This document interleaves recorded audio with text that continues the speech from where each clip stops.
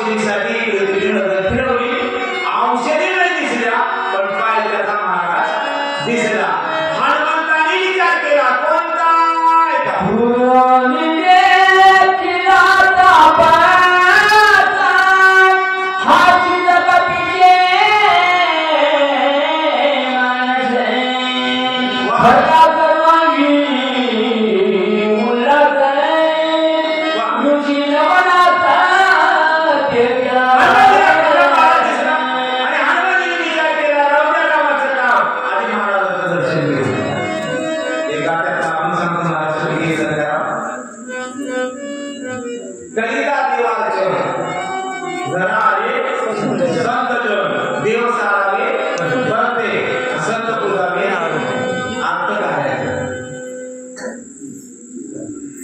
त्याचा अर्थ काय? एक सरळ अर्थ सांगतो.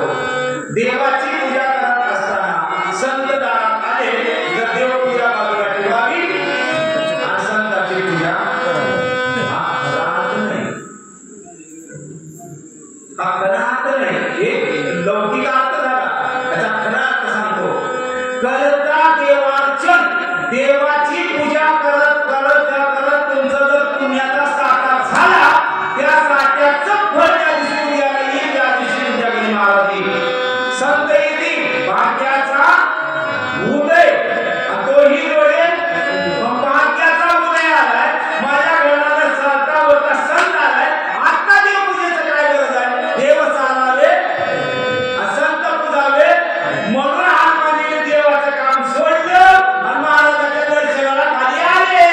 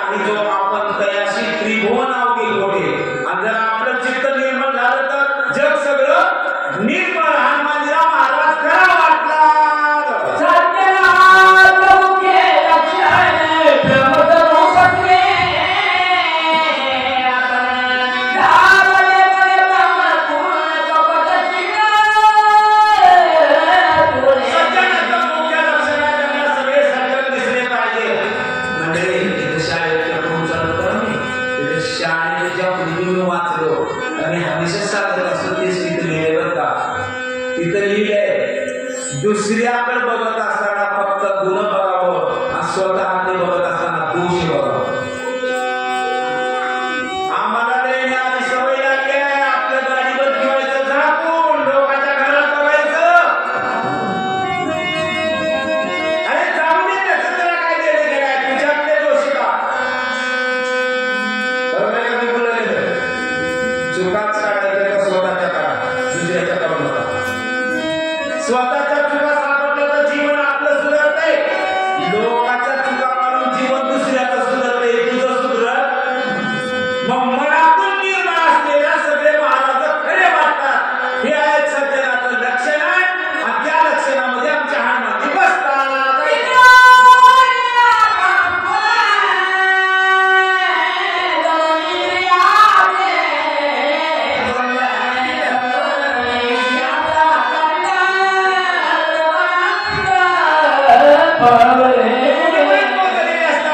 आपल्या विषयाचा कंद खोमळा सहित उकळून काढून त्यांनी विषयाचाच नारायण केलेले असतात. विषय तो त्यांचा त्याला कंदून काढावा लागते बरं का. इच्छा पूर्ण करून कधी शिले प्राप्त होत नाही. इच्छा प्राप्त करून इंद्रिय प्राप्त होत नाही. मी तुकाराम महाराजांचा एक पुरावा देतो, माऊलीचा एक पुरावा देतो. माऊली लिहून जातात, भोगे कामू वाळे इंद्रने आदिशी हाक हाक सडे. तुकाराम महाराज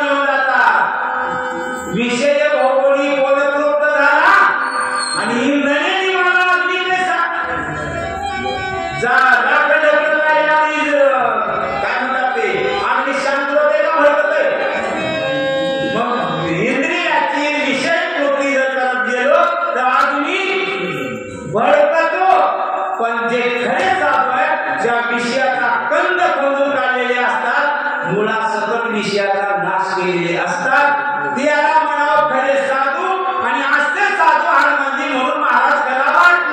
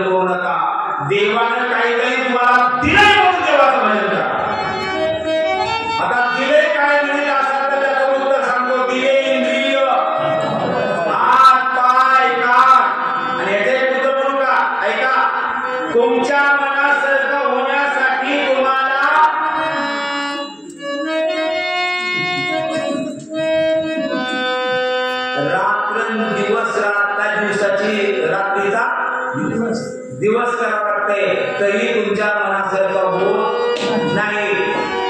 आणि आपल्याकडे जे आहे त्याच्यातच समाधान मानायचं असेल तर आमच्या संतांकडे जा तुम्ही. संतांच्या संगतीत गेल्यावर आहे त्याच्यात समाधान मिळतं.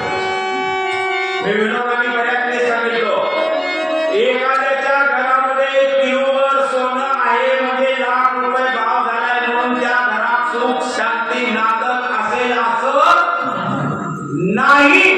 पण ज्यांच्या घरातले माणसं रोजगार करतात पण सोन्यासारखं वागतात त्यांच्या घरामध्ये सुख समाधान आहे. माणसं सोन्यासारखं असावं का घरात सोनं असावं? सध्या काय झालंय, आता जगाच्या देशाच्या पुढे एक प्रश्न पडलाय. मी प्रश्न सांगतो आणि त्याचा भाग सांगून पुढे सरकतो ऐका. सध्या लोक सगळे म्हणाले बेरोजगारी वाढली, महागाई वाढली. हा देशाच्या पुढे गंभीर प्रश्न आहे. बेरोजगारी वाढली, महागाई वाढली असेल बी, पण माझं बरोबर ऐका, बेरोजगारी वाढली, महागाई वाढली हा देशाच्या पुढे गंभीर प्रश्न नाही. माणसामधली माणुसकी कमी व्हायलाय हे जगातला सगळ्यात मोठा प्रश्न आहे. माणुसकी कायम राहिली तर बेरोजगारी काही करू शकत. त्या बेरोजगाराला काही रोग आलाय का शेतात दोषी बिल काढायला? पुण्या पुस्तकात लिहिले तुम्ही शेतात सोयाबीन काढून येऊन सरकार कुणी बोलणार ना आम्हाला रोजगार नाही. इथं शेतकरी मराले पण ह्याला कुणी रोजगार मिळेना. मग रोजगार कमी आहे का? आपण करायची तयारी नाही. मग पैशाच्या मागे लागलेले माणसं आपल्या ध्यानासहित वाटलं करतात. हे पैसेवाल्याची कथा झाली. आता तिसरा नंबर,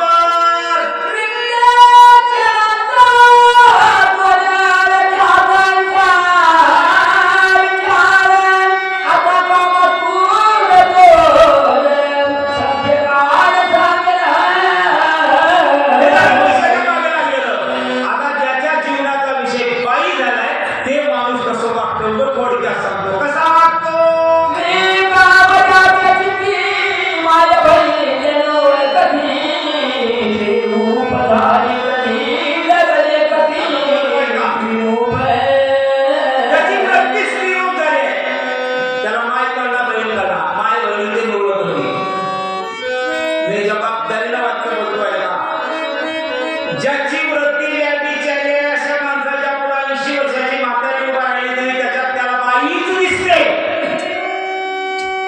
पण ज्याची वृत्ती शुद्ध आहे, पवित्र आहे, साधू आहे अशा माणसाच्या अगदी पुढे 20 वर्षाची तरुण पोरगी उभा राहिली तर त्याच्यात सुद्धा स्वतःची माय दिसते. ही आपल्या देशाची संस्कृती आहे. स्वामी विवेकानंदाला काय दिसली? निवेदिता भगिनी तिने देशामध्ये सेवा करून मिळेल. काय दिसली? माय दिसली. माय 20 वर्षाची पोरगी. आणि व्याधीचारी माणसाला कसली बी बाई दिसली की इथं लिहिलेलं सांगा, माय बहिणी ते लोळपती. थोड फिरून सांगू तुम्हाला बाई कसली आहे? नाही दोन असते तर पण एक आहे. बहिणी किती आहे? बहिणी थोडं मी फिरतो पुढा पुढं सांगा.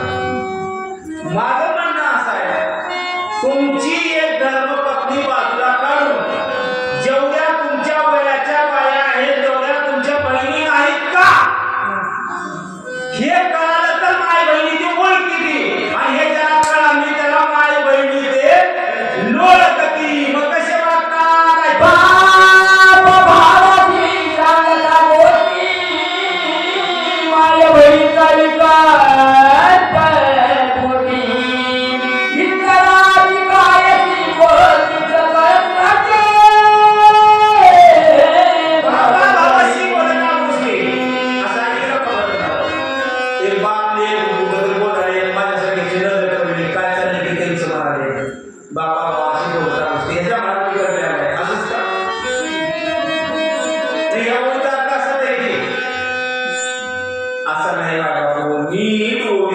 चिंतनीय आहे. बापा भावाशी बोलता गोष्टी आणि पुढे लिहिलंय बरोबर आहे का बहिणी? मला सांगा तुमच्या लग्नाच्या प्रसंगाला काही माय बहिणीचा विकल्प कोणी आहे? बरोबर आहे का शब्द? माय बहिणीचा विकल्प कोणी आहे? त्याचा अर्थ सांगा. स्वतःची माय एका माणसाला बोलायला, स्वतःची बहीण एका माणसाला बोलायला, ह्याच्या पोटात बाप उतरते त्याला का बोलायला? स्वतःच्या माईबद्दल विकल्प, स्वतःच्या बहिणीबद्दल विकल्प जर येतंय तर इतराची काय असेल? मग याला सगळे जगातले लोक बेकार वाटते. जाऊ दे बाबा पुढे जरा.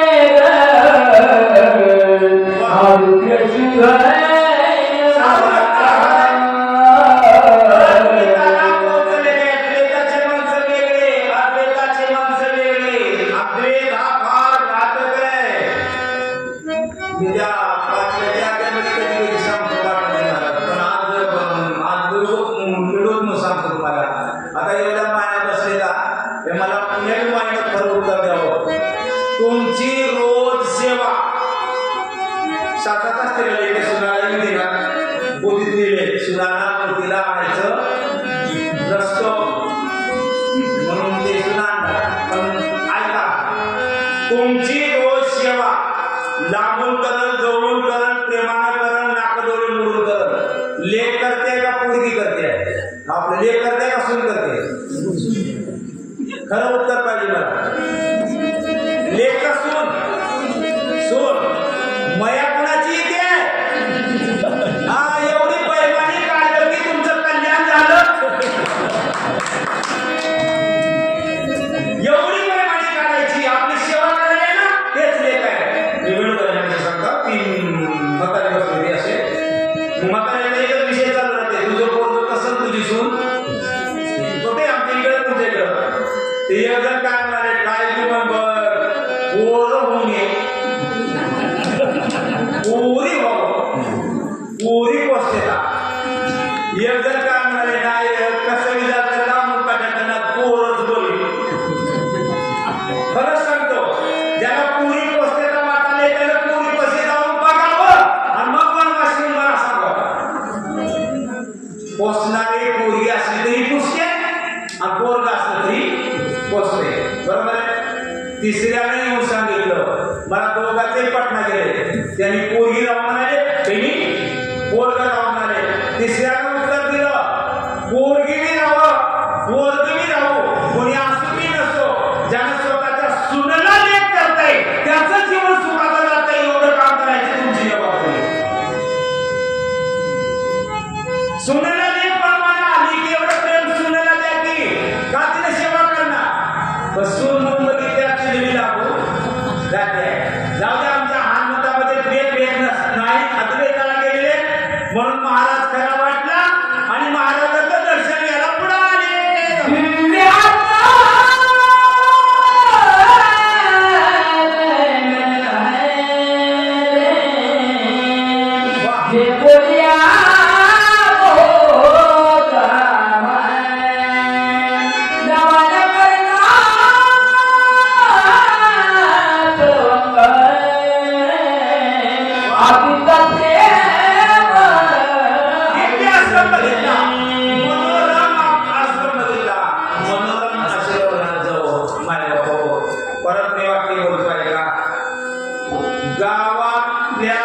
गाव चांगलं किंवा वगळं गावातल्या इमारतीहून ठरत नाही. हे गावातले लोक चांगले की वगळे गावातल्या इमारतीहून ठरत नाही, गावातल्या लोकांच्या वागणुकीहून ठरतं. गाव चांगले किंवा वगळं पडते की मग अशी वागणूक असावी. ऐसा कर घर आवे राम. मनोरम आश्रम म्हणावं. सुंदर घराची व्याख्या सांगू का? चला सांगू का? ज्या घरी रोज पहाटे उठून सडा सारवण करून रांगोळी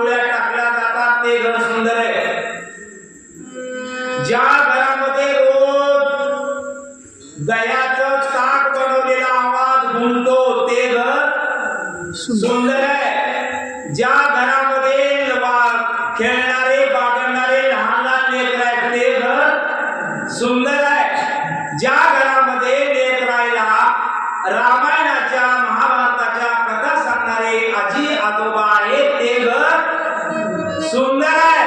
आणि ज्या घरातले घरस्वामीने येणाऱ्या पाहुण्याचं हसतमुखानं स्वागत करते ते घर सुंदर आहे. का त्याचं कारण सांगतोय का? ज्या घरी पहाटे सडा रांगोळ्या टाकल्या जातात याचा अर्थ आहे त्या घरचे लोक आळशी नाहीत म्हणून ते घर सुंदर. ज्या घरात रोज ताक होतं याचा अर्थ आहे दूध काढून डेअरीला विकणारे नाही म्हणून ते घर सुंदर आहे. ज्या घरात लहान लहान लेकरं आहेत त्याचा अर्थ आहे नवरा बायकोचं जमून आहे म्हणून ते घर सुंदर आहे. ज्या घरात लेकराला रामायणाच्या कथा सांगणारे आजी आजोबा आहेत त्याचा अर्थ आहे माय बापाला बाजूला टाकणारी औलाद नाही म्हणून ते घर सुंदर आहे. आणि ज्या घरातली धनलक्ष्मी आनंदाने स्वीकार करते मला हसतमुखाने स्वागत करते ते घर एवढं सुंदर घर तयार केलं होतं म्हणून देवपुरिया आश्रम मनोरम बदलला. हनुमानजी महाराजाच्या पाया पडाय जवळ आले.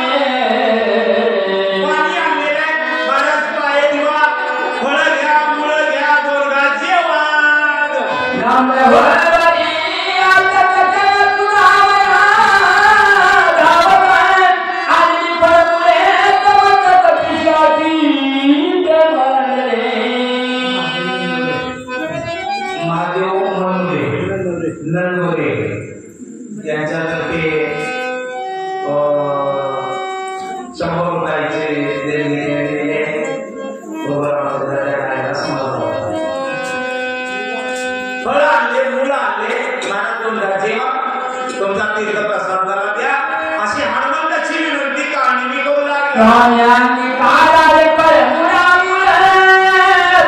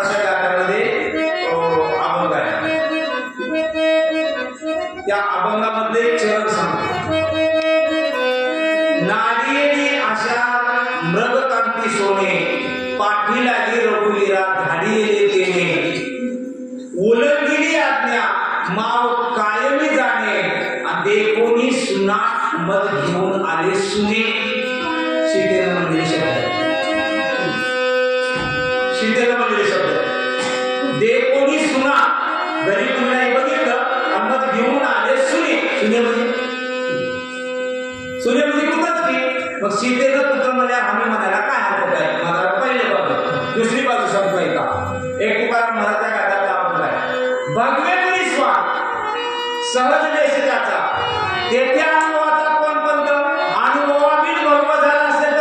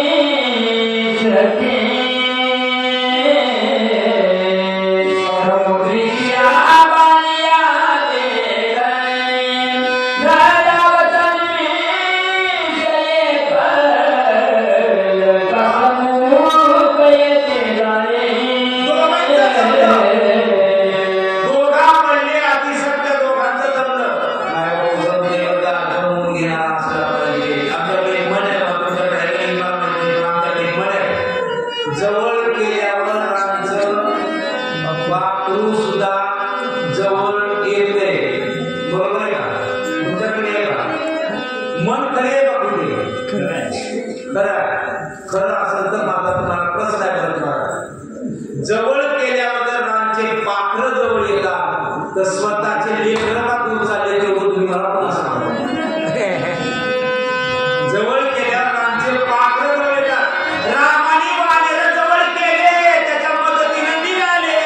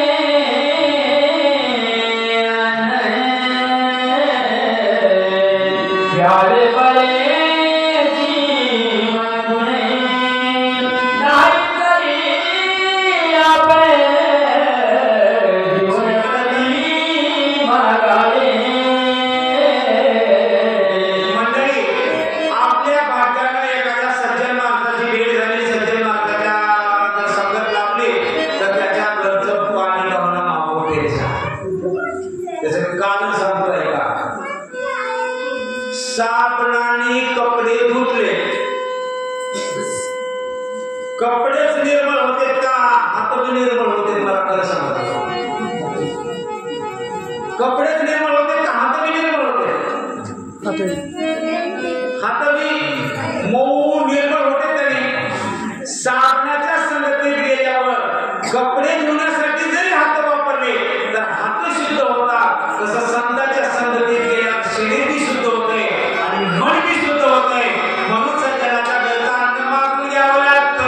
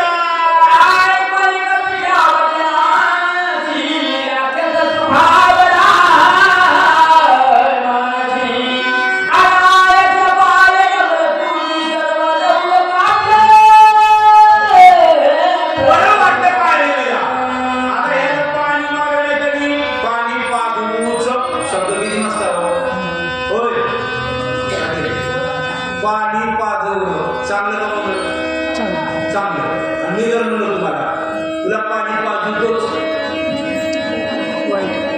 मग कातळ पाहिजे नसतं का पाणी पाजवलं तर चांगलं पण पाणी पाजवतोच म्हणजे राजाने मग या काळाने विचार केला पाणी मागायला का नाही याला पाणी पाजवतोच मग कुठलं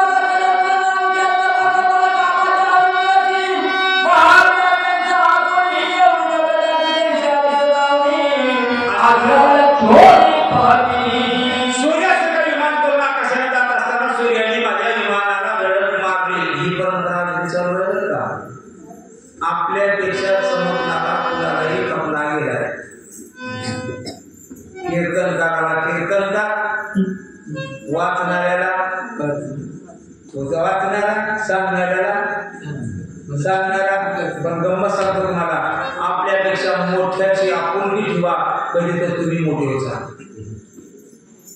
मोठ्या माणसाचा देश करून तुम्ही कधीच मोठं होऊ शकत नाही माझा त्याला राग आला सूर्याला विमानाला धडक मारली माझं विमान ऋषीच्या आश्रमावर पडलं त्यांनी मला साथ दिला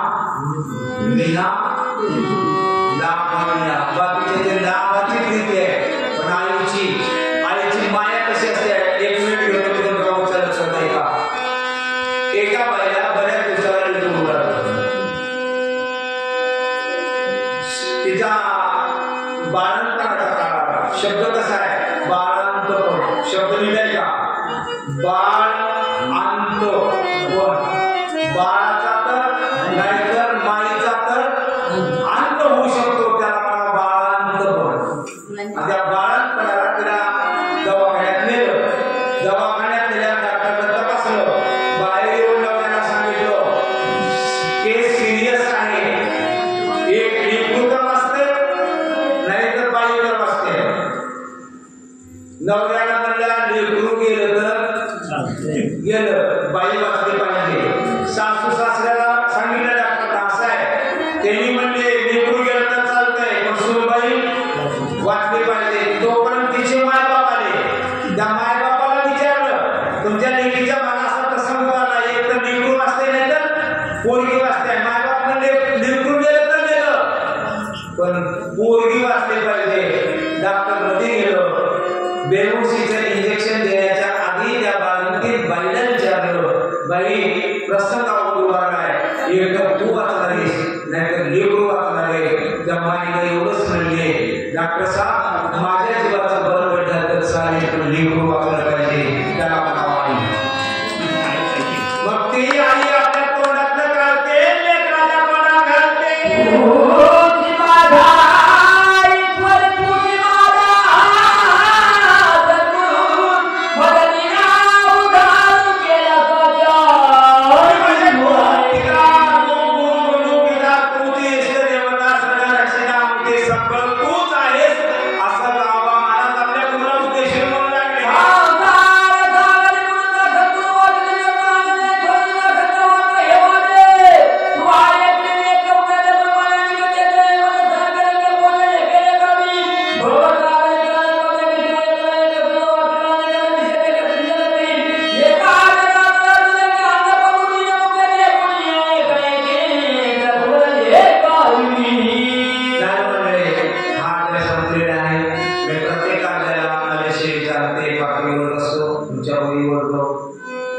चढणारा माणूस कधीतरी पडतो, पोहणारा माणूस कधीतरी बोलतो आणि बोलणारा माणूस कधीतरी चुकतो. माझ्याकडून काही चुकीचा शब्द गेला असेल तर करा क्षमा. आपण एवढं बोलतो गावलं पहिल्यांदा तुम्हाला काय लागतंय मला माहित नव्हतं, माझ्याकडे काय गावलं आहे तुम्हाला माहित नव्हतं, पण आपण मी काही ऍडजस्ट करून सेवा केली त्याच्याबद्दल गावकऱ्याचे धन्यवाद. आणि इकडल्या परिसरात ओळख करून देण्यामध्ये माझी खरी मदत केली असेल तर आपले राजगुरू बापू महाराज. बाकीची कुणाला ओळख नव्हती पण